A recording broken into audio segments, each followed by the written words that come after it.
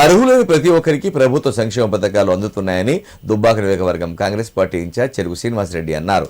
రాబోయే 3 సంవత్సరాల్లో రాష్ట్ర ముఖ్యమంత్రి రేవంత్ రెడ్డి ఆధ్వర్యంలో ఇల్లు లేని ప్రతి ఒక్కరికి ఇందిరమ్మ ఇండ్లు మంజూరు చేస్తామన్నారు. సిద్దిపేట జిల్లా తూగుట మండలం జప్తిలింగారెడ్డిపల్లి గ్రామంలో ఎన్ఎం నాగవ్వ కృష్ణారెడ్డిల ఇందిరమ్మ ఇంటి గృహప్రవేశంలో కాంగ్రెస్ పార్టీ ఇన్ఛార్జ్ చెరుకు శ్రీనివాసరెడ్డి పాల్గొన్నారు.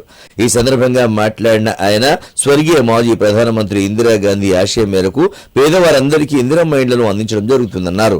పేదవారి సొంతింటి కళ కాంగ్రెస్ ప్రభుత్వంతోనే సాధ్యమవుతుందన్నారు.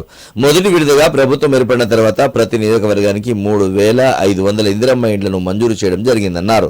ప్రభుత్వ పథకాలను అర్హులైన లబ్ధిదారులు సద్వినియోగం చేసుకోవాలని సూచించారు.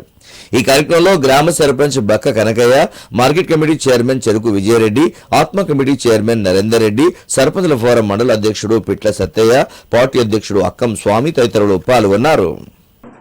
రాష్ట్ర ప్రభుత్వం రేవంత్ రెడ్డి గారి నాయకత్వంలో ప్రతిష్టాత్మకంగా ఇందిరమ్మ ఇల్లు స్వర్గీయ మాజీ ప్రధాని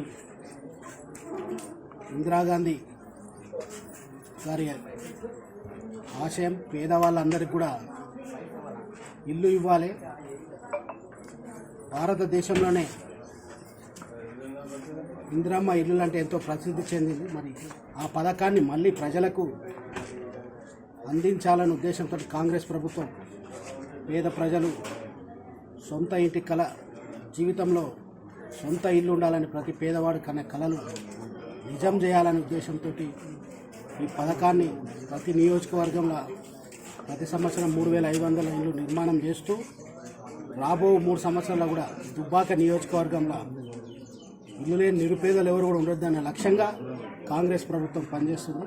ఈ పేద ప్రజల ఆత్మగౌరవం, ఇల్లు అంటే ఏదో సిమెంటు గోడలు కాదు, పేద ప్రజల ఆత్మగౌరవం. వాళ్ళు నిండు నూరేళ్ళు వాళ్ళ పిల్ల పాపలతో సంతోషంగా జీవనాన్ని సాగించడానికి సమాజంలో ప్రభుత్వం ఇస్తున్న ఈ పథకాన్ని కూడా పేద ప్రజలందరూ కూడా సద్వినియోగం చేసుకొని మరి కాంగ్రెస్ ప్రభుత్వాన్ని ఇంకో 10 కాలాలు దీవించాలని మనస్ఫూర్తిగా కోరుతున్నాను.